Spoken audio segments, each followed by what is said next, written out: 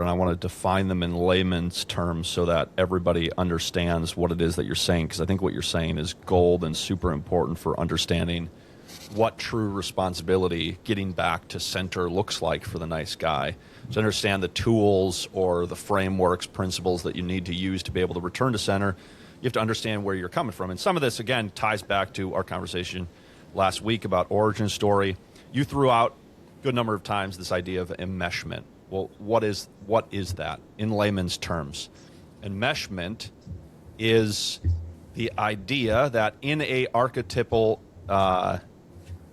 relationship between mother and child, mom is okay, has what she needs, right, and provides without any need to get anything in return for the child. I'm okay. I'm here to help you be okay, right? And thinking about Maslow's hierarchy of needs, that's largely about physical needs. But then there's also the some of the emotional dynamics of needs. I'm here to respond when you cry. I'm here to soothe you and help you calm down. When you talked about the central nervous system of the child, then that gets into attunement, being another big word that you threw out there. What is attunement? You talked about this in the first years of a child's life. They have no ability to calm down on their own, right? And you've shared some great stories, I think, in this context on our podcast before, about what that's looked like for you as a father. And I'm sure you could share even more stories with Teresa as a mother of attuning to your children to help them calm down, right? The scene of a child losing it and a parent escalating beyond the level of the child is one familiar to all of us, right? Right. Right? An angry response to a child's emotional outburst versus I'm okay, I can be calm and handle the weight of your emotional outburst, and I'm inviting you to come back down to my level. Versus what we too often do as parents, which is I'm going higher, expecting you to go lower when it comes to emotional regulation. I'm expecting you to calm down by me yelling at you to calm down. That's not how attunement works. Attunement works by you inviting the child to calm by you being calm. Totally. Right? So that's attunement. Enmeshment, going back to that initial, so I talked about how it's supposed to work. Enmeshment is when, as a child grows up, the mom needs the child to perform in certain ways in order to be okay. I can't have you overwhelmed right now because I'm overwhelmed. Right. You need to take care of me. Right? And this happens for dad as well as mom.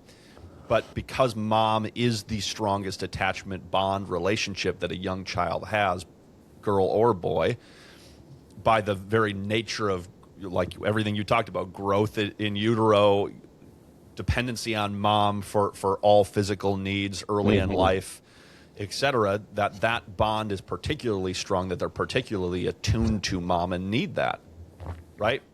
Jordan Peterson says up until about 3 years old, they're in many ways utterly dependent, less and less over time on the physical 3 years needs, but certainly on the emotional needs, the attunement need. Totally. For the mother in particular. So that's the second thing that you said. And then getting to this idea of codependency, right? That if enmeshment is occurring, that if I'm as a young child, in order to get what I need, I'm learning that I have to navigate how to make mom okay in order for me to get my needs met. I need you to calm down so that I can make your lunch. I need you to calm down so that I could do X, Y, or Z. Stop doing whatever that is so I can be fine, right? And so I start performing in order to get my needs met. I start learning codependent behavior, which is I'm responsible for the emotional well-being of another.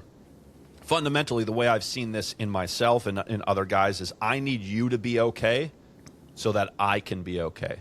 I think in early marriage relationships, I've experienced this and seen in others, one of the most important tools that I've had to learn how to develop, and my wife has had to learn how to develop, in order to be able to create a productive relationship and to have friction and communication, disagreement, et cetera, and to do it well is differentiation. Here's another big word. What is differentiation? Which is essentially you can be not okay and I don't have to come with you. Yeah.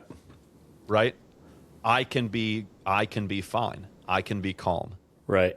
And that's not used as a leverage point of, well, then that's your problem. But there's the I'm doing okay and you're dysregulated. I'm regulated, you're dysregulated. So I can be the one to attune to you and help you come back. Right? Yep. Or, you know what, you're not okay. I don't have to figure out how to make you okay. You can figure that out